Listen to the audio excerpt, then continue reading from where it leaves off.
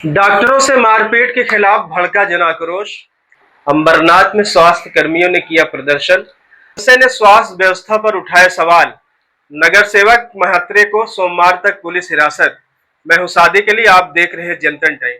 डुंबिवली पश्चिम स्थित शास्त्री नगर अस्पताल में डॉक्टरों और चिकित्सा कर्मचारियों से मनपा के वरिष्ठ नगर सेवक रमेश महात्रे तथा उनके अन्य कार्यकर्ताओं द्वारा की गई मारपीट की घटना को लेकर अंबरनाथ तहसील में डॉक्टरों ने कड़ी निंदा की है।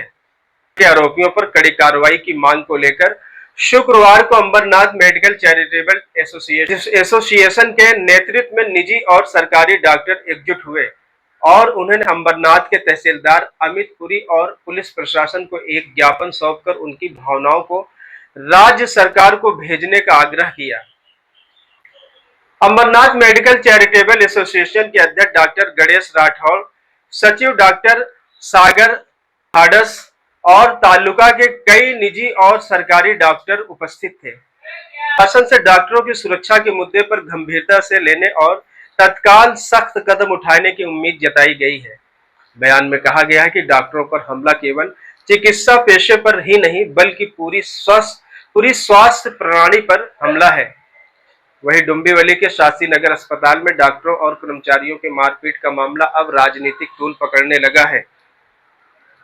मनसे के पूर्व विधायक राजू पाटिल ने घटना की निंदा करते हुए कहा कि आरोपी रमेश महात्रे के कृत्य का समर्थन नहीं किया जा सकता, लेकिन अस्पताल की बदहाल स्वास्थ्य व्यवस्था और मरीजों की शिकायतों की भी निष्पक्ष जांच होनी चाहिए।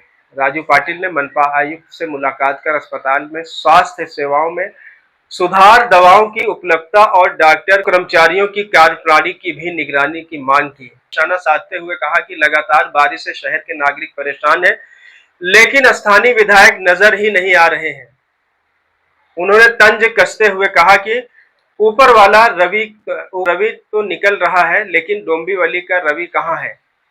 साथ ही उन्होंने जनप्रतिनिधियों राजनीतिक बयानबाजी की बजाय जनता के मुद्दे पर काम करने की अपील की। डोंबिवली के शास्त्री नगर अस्पताल में डॉक्टरों और नर्सिंग स्टाफ के साथ मारपीट के मामले में मुख्य आरोपी नगर सेवक रमेश महात्रे को शुक्रवार को कल्याण अदालत में पेश किया गया। अब तक पुलिस हिरासत में भेज दिया है। मामले में गिरफ्तार 3 अन्य आरोपियों को भी अदालत ने सोमवार तक पुलिस कस्टडी में भेजने का आदेश दिया है।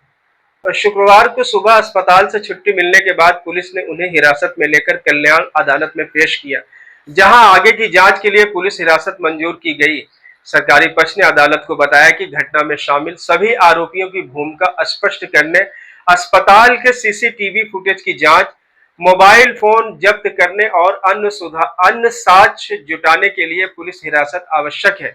यह मामला एक गर्भवती महिला के इलाज के कथित देरी को लेकर केडीएमसी के शास्त्री नगर अस्पताल में डॉक्टरों और नर्सिंग स्टाफ पर हमले से जुड़ा हुआ है।